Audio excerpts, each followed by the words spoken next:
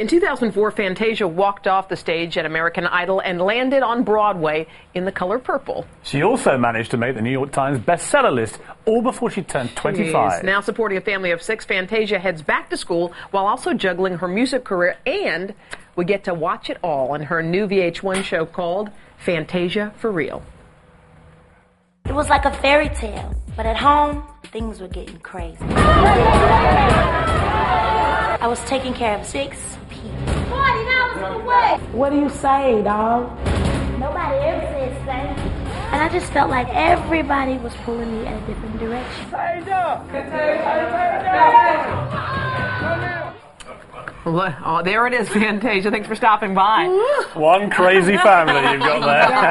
Yes. So how real is this reality show? Very real. Really? You know, I told them we don't work well with scripted. As you can see, I have a very wild, loud family. Yeah. And I would tell them, just leave the cameras on. You'll probably catch the best things when you do it that way.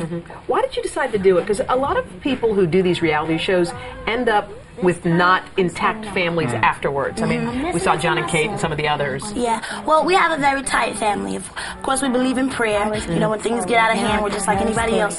We have some times, but when things get too out of hand, we come together and we end up having a little prayer and singing a good song and eating good food, and we tend to forget about it. But there was a lot of things that happened in my world, '08, that wasn't, you know, going so you've well. had a real sort of roller coaster. Yes. I mean, you came from not very much to start with. You then became this huge star on American Idol, and then it all went a bit pear-shaped in 2008, and now you're coming back again. I mean, you've really had a pretty traumatic up and down career. And I don't know, I guess my life will always be that way, and I'll always be the young lady to tell a testimony or to encourage somebody and say that, you know, it's not easy out here. Just because we're in the limelight, we go through things, and it's only came to make me stronger.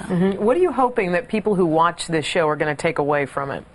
Well, I want them to know that regardless of what I go through, I'm always going to be a fighter. You can never shut me up, and you can never sit me down. But, you know, I'm going back to school. There's a lot of young people out here who's dropped out or still in school and thinking about dropping out, and maybe this isn't for me, and I want them to know that schooling is very, very important. You gave a lot of money, or you supported your family, basically. And sometimes supporting is great. It often is a great thing. And sometimes it turns into enabling, where your family doesn't feel like they have to carry their load. Did you experience some of that, didn't you? Yes, I created a monster. That's what I did. You know, you're giving, and they just expect for you to always do that. And on the show, I'm making a change, and it's not very easy doing that. How is your singing? Because you have, as David Hasselhoff would have said, the most amazing set of chops I think I've ever heard in my life. I mean, you have got an incredible voice. Thank you so much. When are we going to hear more of the voice? I'm working on an album right now. It's been 3 years.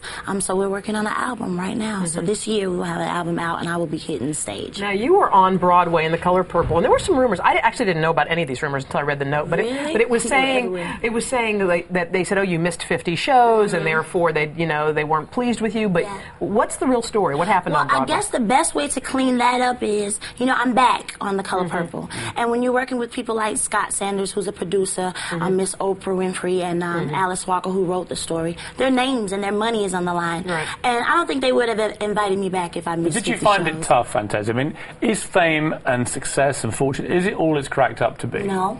It's not. You know, it's tough. I just love to sing. I tell people, you know, all the hype and, you know, the money, it's not about that. It's just, I just want to sing. I just love to sing. How has fame changed you, though? Because, you know, you're different, obviously, than you were. I've grown, you know, and I guess it has changed me a lot because I went through a lot of dramatic situations from feeling like people had my back and everything was all good. But I've changed in a way where now I take hands-on with my career. You certainly do. Look at the thing on that hand. I mean, what is that? Unbelievable. Butterfly.